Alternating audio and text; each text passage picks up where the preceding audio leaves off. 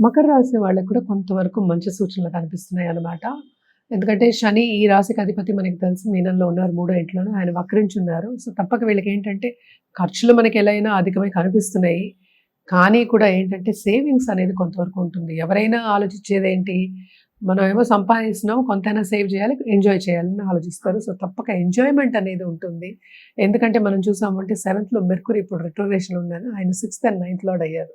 So భాగ్యం అనేది develop అయింది. అంటే ఏంటి, సంపద వచ్చే సూచనలు మనకు ఎక్కువ కనిపిస్తున్నాయి. అంటే బిజినెస్ పీపుల్‌కి బ్రహ్మాండంగా ఉంటుంది. అలాగే స్టాక్ ట్రేడింగ్‌లో ఉన్న వాళ్ళకి, ఫైనాన్షియల్ మార్కెట్‌లో ఉన్న వాళ్ళకి అందరికీ చాలా బావుంటుందని చెప్పుకోవాలనమాట. అదొకటే కాకుండా రాబడి అనేది కొంచెం ఎక్కువ కనిపిస్తోంది.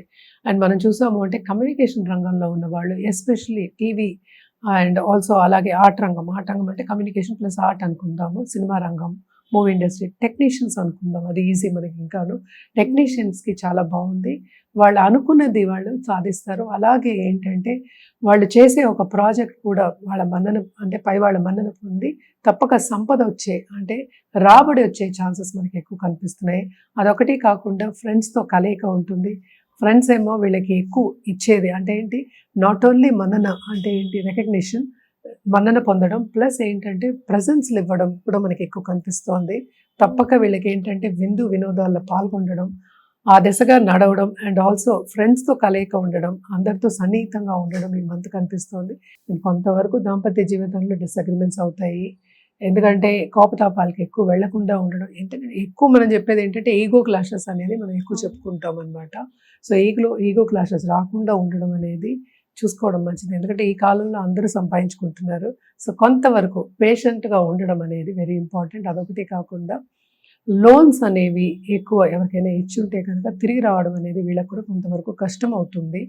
సో లోన్స్ అనేది ఎక్కువ ఇవ్వద్దు. అలాగే ఏంటంటే సాక్ష్య సంతకాలు అవన్నీ గబుక్కున పెట్టేస్తూ ఉంటారు. సో ఏదైనా సరే తొందరపాటు నిర్ణయాలు తీసుకోవద్దు అనేది వీళ్ళకి సూచన.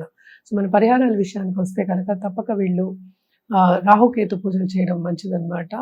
కంటిన్యూస్‌గా చేయండి మంచిది మీకు. అంటే ఏంటి, గుడికెళ్ళి రాహుకేతు కాకుండా నవగ్రహాలకి ప్రదక్షిణ చేయడం అనేది వెరీ ఇంపార్టెంట్.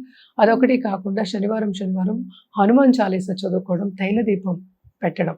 ఇంట్లోనే పెట్టుకోండి. చాలా మంచిది మీకు. ఇవన్నీ చేసుకుంటూ ఉంటే ఇంకా బావుంటుంది. శని ఏంటంటే బై ఇట్‌సెల్ఫ్ ఆయన అన్నీ ఇవ్వాలి. ఆయనకి ప్రీతి ఉంటే ఆయన ఆయన రికగ్నిషన్ అని చెప్పకూడదు. మనకి ఆయన బ్లెస్సింగ్స్ ఉంటే కనుక తప్పక ఏంటంటే వీళ్ళు బాగా పైకొచ్చే సూచనలు ఉంటాయన్నమాట. ఎవరైనా సరే బాగా పైకొస్తారు.